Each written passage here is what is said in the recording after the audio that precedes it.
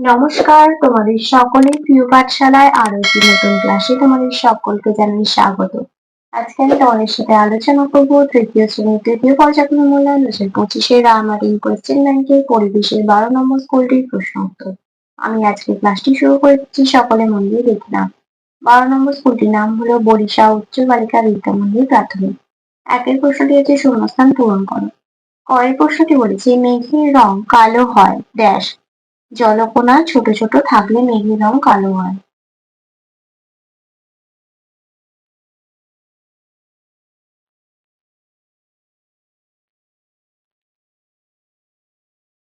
বিকেল 4টের সময় তোমার ছায়া ড্যাশ দিকে থাকবে, কোন দিকে থাকবে? পূর্ব দিকে। অমাবস্যার পরে ড্যাশ তিথি শুরু হয়, কোন তিথি? শুক্লা তিথি। সজলধারার জল ড্যাশ এর মাধ্যমে তোলা হয়, ডিপ টিউবওয়েলের মাধ্যমে তোলা হয়। ডিপ টিউবওয়েলের মাধ্যমে তোলা হয়। সিগন্যালের ড্যাশ আলো দেখে আমরা রাস্তা পারাপার করব, কোন আলো দেখে? সবুজ আলো দেখে আমরা রাস্তা পারাপার করব। দুইয়ের প্রশ্নটি বলেছে সঠিক উত্তরটি বেছে নিয়ে বাক্যটি সম্পূর্ণ করো। আমি ডিকশনারি রেখে দিচ্ছি। ছায়ার দৈর্ঘ্য সবচেয়ে বড় হয় সকালে, দুপুরে না রাতে? সকালে। পূর্ণিমার চাঁদকে আকাশে পূর্ব, পশ্চিম না উত্তর দিকে দেখা যায়? পূর্ব দিকে। ফাঁকা জায়গা বড় হলে দিগন্ত রেখা দূরে সরে যাবে, কাছে সরে আসবে, এক জায়গাতেই থাকবে? দূরে সরে যাবে ফাঁকা জায়গা বড় হলে। আকাশে বজ্রবিদ্যুতের সময় আমাদের বড় গাছের নিচে ফাঁকা মাঠে কোনো বাড়ির ভিতরে দাঁড়ানো উচিত, কোনো বাড়ির ভিতরে দাঁড়ানো উচিত? বৃষ্টির কলে না সাগরের জল দিয়ে কৃষিকাজ করা উচিত? বৃষ্টির জল দিয়ে কৃষিকাজ করা উচিত। তিনের প্রশ্নটি বলেছে কস্তম্ভের সঙ্গে খস্তম্ভ মেলাও। শাল কাঠ, মধু, শালপাতা। বনজ সম্পদ। বাসক পাতা, কাশির ওষুধ। ছায়াপথ, আলোর নদী। বাতাসে ধুলো, শ্বাসকষ্ট। বৃহৎ শিল্প, সিমেন্ট তৈরি। চারের প্রশ্নটি বলেছে সঠিক বাক্যের পাশে টিক চিহ্ন ও ভুল বাক্যের পাশে কাটা চিহ্ন বসাও। অমাবস্যার আকাশে পূর্ণ চাঁদ দেখা যায়। ভুল। আমাদের শ্রেষ্ঠ সম্পদ হলো শিক্ষা। ভুল। কাগজ তৈরির কাঁচামাল হলো ঘাস ও বাঁশ। এডিস মশা কামড়ালে ডেঙ্গি রোগ হয়। পলিথিন মাটির উর্বরতা বাড়িয়ে দেয়। ভুল। পাঁচের প্রশ্নটি বলেছে বেমানান শব্দটির নিচে দাগ দাও। সোম, পৃথিবী, বৃহস্পতি, নিশ্চল। সোম। ব্যায়াম করা, গান শোনা, পর্যাপ্ত জল খাওয়া, সময় মেনে সঠিক খাবার খাওয়া। গান শোনা বেমানান। জল, মাটি, ধোঁয়া, বায়ু। ধোঁয়া। নখ কাটা, হাঁচি, নাকের জল, গলা, ফুসফুস। নখ কাটা। সাঁতার কাটা, স্নান করা, বই পড়া, জলসেচ। জলসেচ। ছয়ের প্রশ্নটি বলেছি কোন কাজে কিভাবে সাবধান হওয়া উচিত লেখো। কাজ, রাস্তা পার হওয়া। সাবধান, সাবধানতা কি হবে? জেব্রা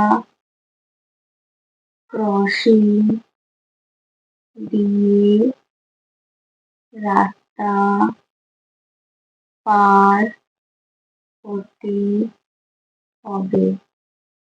ব্লেড দিয়ে নখ কাটা, খুব সাবধানে নখ কাটতে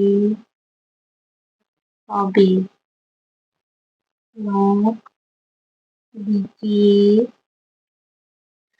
নিতে হবে। ইলেকট্রিক ইস্ত্রি ব্যবহার করার সময় ইস্ত্রি গরম হয়ে গেলে লাগে সুইচ বন্ধ করতে হবে। সাঁতার কাটতে না জানলে জলে নামা উচিত নয়। ইলেকট্রিক সুইচে হাত দেওয়ার সময় হাত ভালো করে মুছে নিতে হবে। সাথের প্রশ্নটি বলেছে একটি বাক্যে উত্তর দাও। সকাল ৮টার সময় তোমার ছায়া কোন দিকে থাকবে? সকাল ৮টার সময় আমার ছায়া পশ্চিম দিকে থাকবে। আমি শুধুমাত্র উত্তরটা লিখে দিচ্ছি, পশ্চিম দিকে থাকবে। কখন মেঘের রং ছাই ছাই দেখায়? জলকণা বড় বড় থাকলে মেঘের রং ছাই ছাই দেখায়।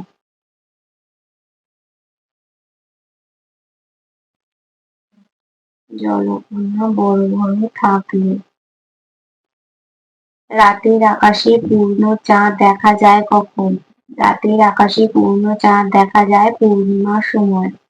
শুধু লিখে দিচ্ছি পূর্ণিমার সময়।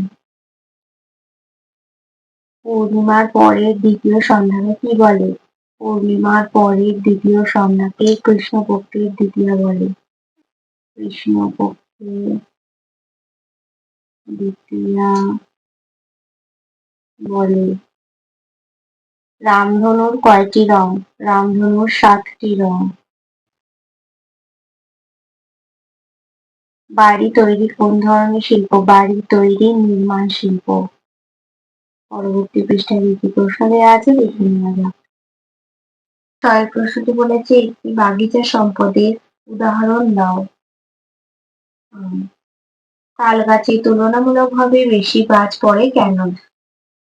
দেখো এই উত্তরটা লিখবে, নারকেল ও তাল গাছ অনেক উঁচু গাছ। এই গাছের মাথাগুলো মাটি থেকে অনেকটা উঁচুতে হয়। এর ফলে অন্যান্য গাছের তুলনায় এই গাছগুলো মেঘের একটু কাছে থাকে। এই কাছাকাছি থাকে বলেই তাল গাছ ও নারকেল গাছগুলোর মাথায় বাজ পড়ে।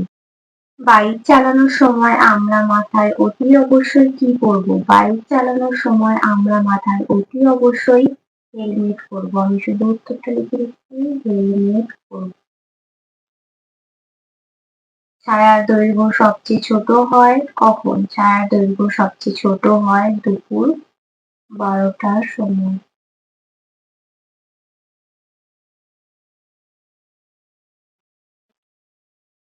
বাতাসে ধোঁয়া ও ধুলো থাকলে আমাদের কি অসুবিধা হয়?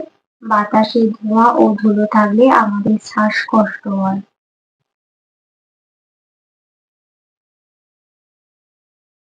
জেব্রা ক্রসিং দিয়ে আমরা কি করি? জেব্রা ক্রসিং দিয়ে আমরা রাস্তা পারাপার করি।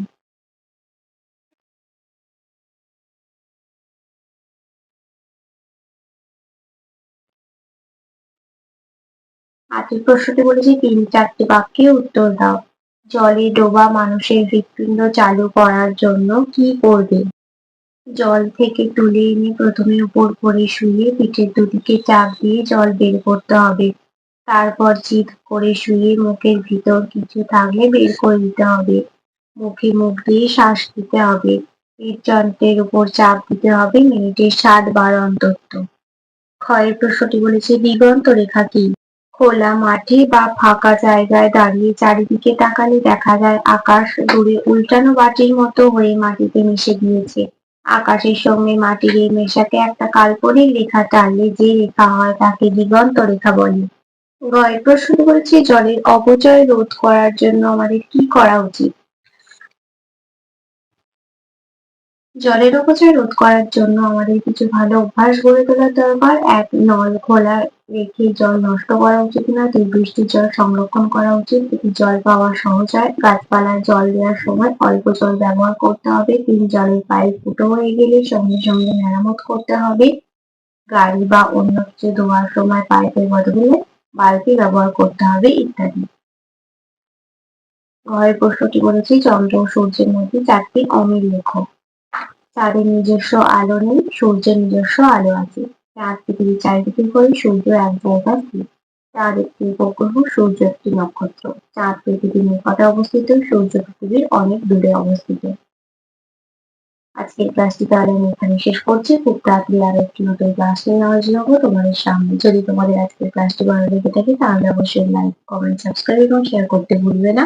সকলে সুস্থ থাকবে, স্বাভাবিক থাকবে। সত্যিকে অসংখ্য ধন্যবাদ জানাই।